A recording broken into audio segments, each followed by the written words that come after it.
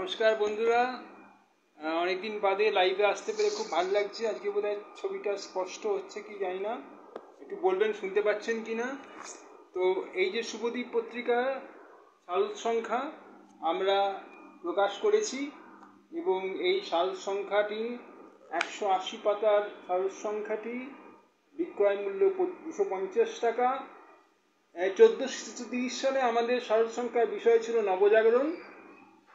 এই যে 1431 সালের শারদ সংখ্যার বিষয় হচ্ছে গিয়ে বাংলার নতুন জনজাগরণ। তো এটা একটা এই সময়কার প্রতিচ্ছবি, জনজাগরণের যে অস্থির সময় আমরা দাঁড়িয়ে আছি তার প্রতিচ্ছবি এই সংখ্যা।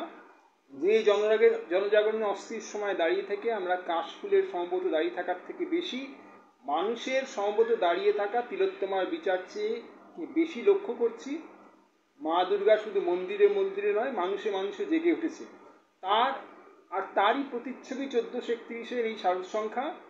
জনজাগরণের এই সময়কে বিশ্লেষণ করে যেমন দাবি উঠেছে রক্তবীজের বংশকে ধ্বংস করার, আছে একটা দীর্ঘ সম্পাদকীয়, দুখানি প্রবন্ধ, তিনখানি বড় গল্প, তিনখানি বড় সামাজিক কবিতা, একখানি অভিনব কাব্যোপন্যাস। 118 পাতার এই 1431-এর শারদ সংখ্যার বিক্রয় মূল্য 250 টাকা। এই শারদ সংখ্যা থেকে আমি একটি পড়ে শোনাচ্ছি। এটা এডিটোরিয়াল একটা গল্প বা কবিতা একটা পড়ে শোনাচ্ছি। সেখানে একটা কবিতা ছিল, যে কবিতাটা আমি ফেসবুকেও প্রকাশ করেছিলাম, কিন্তু কবিতাটা খুব মানুষের ভালো লেগেছিল। সেই কবিতাটা আমি পড়ে শোনাচ্ছি।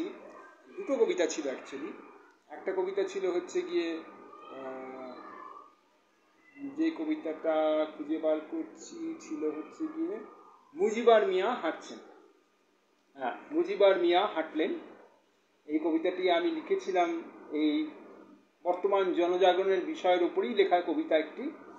তো আমি এই কবিতাটি আবৃত্তি করে শোনাচ্ছি এই শুভদীপের এই দুর্গাপূজা মানে শারদ সংখ্যা 2024 1431 সালের শারদ সংখ্যা থেকে। সেদিন নাগরিক মিছিলে হাঁটলেন মুজিবর মিয়া, প্রায় 80-র ওপর বয়স। মাঝে মাঝে হাঁপিয়ে দাঁড়িয়ে পড়ছিলেন। কিছুক্ষণ আমার হাতটা একবার ধরলেন ভারসাম্য রাখার জন্য। মৃদু এসে বললেন, অনেকক্ষণ হাঁটি না তো, তাই হাত ধরে যাচ্ছে। অনেকটা পথ এসেছি, বাড়ি সেই বর্ধমানের পাল্লা শ্রীরামপুর। আমি মৃদু ধমকেশ্বরে বললাম, আপনি আবার কষ্ট করে দূর আসতে গেলেন কেন? এই বয়স, এত লোক তো হাঁটছে, নিশ্চয়ই বিচার হবে। মুজিবর মিয়ার চোখটা যেন দপ করে জ্বলে উঠল। কষ্ট? কষ্ট নয়, এ আমার প্রায়শ্চিত্ত। আমার মেয়েকে যখন রেপ করে মেরে ফেললো, আমি গরিব শিক্ষক মানুষ, পয়সার অভাবে কোর্টে লড়তে পারিনি। আমি সেই অভাগা বাপ যার মেরুদণ্ড সোজা রাখার দায়ভার আমার মেয়েকে নিতে হয়েছিল। নিজের শিক্ষা প্রতিষ্ঠানের দুর্নীতি অত্যাচারের প্রতিবাদ করতে গিয়ে শাসকের চোখরাঙানি সহ্য করতে হয়েছে। তাতেও যখন দমেনি আমার মানসিক দৃঢ়তা, তখন আমার আনুগত্য অধিকার করতে আমার মেয়ের উপর বল প্রয়োগ করা হয়েছে। জেনে রেখো, রেপ শুধুমাত্র একটা বিকৃত মস্তিষ্কের যৌন চাহিদা মেটানোর প্রক্রিয়া নয়, শাসকের বিদ্রোহীদের আনুগত্য পাওয়ার জন্য একটা যন্ত্রও বটে। এ ক্ষমতা দখল করার লড়াই, এক হিংসা, এক ভয় যা ক্ষমতাবান লোকেরা দেখায় আমার মতো অক্ষম লোকেদের মেরুদণ্ড ভাঙার জন্য। তখন ভয় পেয়েছিলাম, কারণ আমার বাড়িতে আরো মেয়ে আছে। আজ সবার মাঝে হাঁটতে পেরে আমি ভয় মুক্ত হয়েছি। তিলোত্তমার যখন বিচার হবে, দোষীরা শাস্তি পাবে, আমার মেয়েরও আত্মার শান্তি হবে। আমার ভয় পাওয়ার সাজা আমি তখন ভোগ করব। আজ আমি তাই হাঁটবো, মরে গেলেও হাঁটবো। এ আমার প্রায়শ্চিত্ত, এ আমার মুক্তির পথ। মুজিবর মিয়া হাঁটছেন, সঙ্গে হাঁটছে প্রায়শ্চিত্ত, সঙ্গে হাঁটছে একটা জাতির ক্ষোভ, সঙ্গে হাঁটছে একটা জাতির রাগ, সঙ্গে হাঁটছে একটা ভয়মুক্ত সমাজ। আমি বললাম, আপনি হাঁটলেই বিচার পাবেন, এটা কিভাবে ধরে নিলেন? পাবো না, কিন্তু যা হারাবো তা তোমাকে বলি।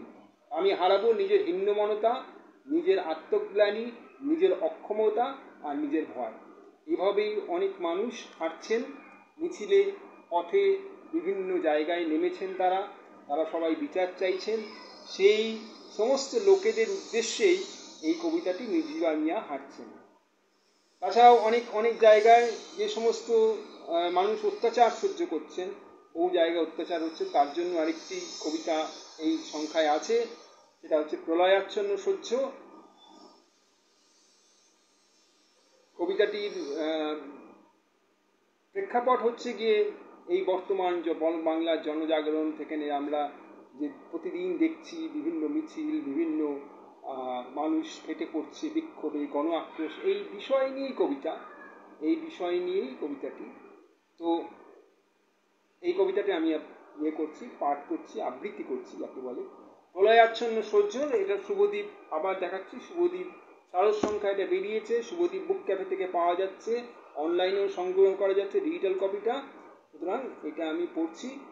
বহুকাল ধরে আমার মাথার উপর টিপ টিপ করে এক ফোঁটা জল পড়ছে। ধারালো খুর দিয়ে সমস্ত চুলগুলোকে কেটে নেওয়া হয়েছে। জলটা যখন পড়ে মনে হয় সমস্ত ব্রহ্মাণ্ডটা হঠাৎ করে প্রলয়াচ্ছন্ন হয়ে গেল। তারপর কিছুক্ষণের বিরতি, আবার এক ফোঁটা জল, আবার ব্রহ্মাণ্ডের প্রলয়। মোটামুটি 24 ঘন্টায় প্রলয়ের আসা যাওয়ার মুখোমুখি হলে মানুষ পাগলা গারদেও অচৈতন্য হয়ে মরে থাকে। কিন্তু 10 মিনিট কেটে গেল, 10 দিন কেটে গেল, আমার যন্ত্রণা সয়ে গেল। আমি প্রলয়কে সহ্য করতে শিখলাম। সবাই অবাক, যারা ভেবেছিল আমার মস্তিষ্কটা ভেঙে দুখণ্ড হয়ে যাবে মাত্র 24 ঘন্টা। 10 দিন পরে জলের ফাঁকে ফাঁকে আমি গভীর ক্রুদৃষ্টি দিয়ে পৃথিবীর দিকে তাকাচ্ছি। আজ 18 দিন পেরিয়েছে। আমি প্রলয়াচ্ছন্ন অবস্থায় রাস্তায় তলতে পতাকা ধরে আছি। আমার উপর জল কামান স্প্রে করা হচ্ছে। কাঁদুনি গাছের সব টিয়ারগুলো আমার কানের পাশে ফাটানো হয়েছে। কানটা আমার দুখণ্ড হয়ে গেছে। আমার আটকানোর জন্য 10 ফিট উচ্চতার ব্যারিকেড বানানো হয়েছে। সেই ব্যারিকেডের মধ্যে ঘিরে আমাকে চিড়িয়াখানার পশুর মতো তাক করে আছে ওই খাকি পড়া লোকগুলো। আমি এমনিতেই অর্ধমৃত, চোখ দুটো ঝুলে গেছে, কানটা শব্দ শুনছে না, নাক দিয়ে কান্নাগুলো বেরোচ্ছে। কিন্তু কিভাবে যেন আমি এখনো বেঁচে আছি। যন্ত্রণার মাঝে মাঝে চিৎকার করছি, মনে হচ্ছে গলা ফাটিয়ে সব দেওয়ালগুলোকে ভেঙে দিই, মনে হচ্ছে ব্যারিকেডগুলো চোখের আগুনে জ্বালিয়ে দিই, মনে হচ্ছে যে কাঁদুনি গাছ ছুঁড়ে মারছে তার দিকে এক দৃষ্টি তাকিয়ে থাকি। হ্যাঁ, আমি দৌড়ে পালাতে চাই না।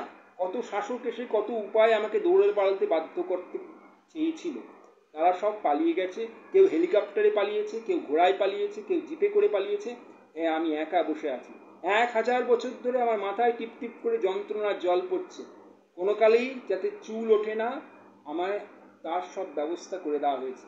আমি সাধারণ, আমি পায়ে হেঁটে গঙ্গা পেরিয়ে পাহাড়ে পাহাড়ে তীর্থ করতে যাই। আমার মাথায় পাথরের চাই ভেঙে পড়ে, সেই চাই সরিয়ে আমি আবার বেরিয়ে আসি। তুমি শাসক আর শোষক, প্রতিদিন লক্ষ লক্ষ যন্ত্র বানাও আমাকে যন্ত্রণা দেওয়ার জন্য, আর আমি সভ্যতার সঙ্গে সঙ্গে শাসকের যন্ত্রণা আর শোষণ সহ্য করে এসেছি। একেবারে অসীম তোমার যন্ত্রণা দেওয়ার ক্ষমতা, একেবারে অসীম আমার যন্ত্রণা সহ্য করার ক্ষমতা। কোনো একদিন বিকেলে ঠিক দেখা হবে তোমার সাথে, সেদিন হিসাব নিকাশ করব, তোমার যন্ত্রণা দেওয়ার ক্ষমতা বেশি না আমার যন্ত্রণা সহ্য করার ক্ষমতা বেশি। এই হচ্ছে দুটো কবিতা আমি পাঠ করলাম আমাদের শারদীয় সংখ্যা থেকে। তো এই শারদীয় সংখ্যাটি আপনারা সংগ্রহ করতে পারেন শুভদীপ বুক ক্যাফে থেকে, অ্যামাজন থেকে। নিচে আমরা লিঙ্ক দিয়ে দিচ্ছি এবং আমার ফেসবুক পেজেও যথেষ্ট লিঙ্ক দেওয়া আছে।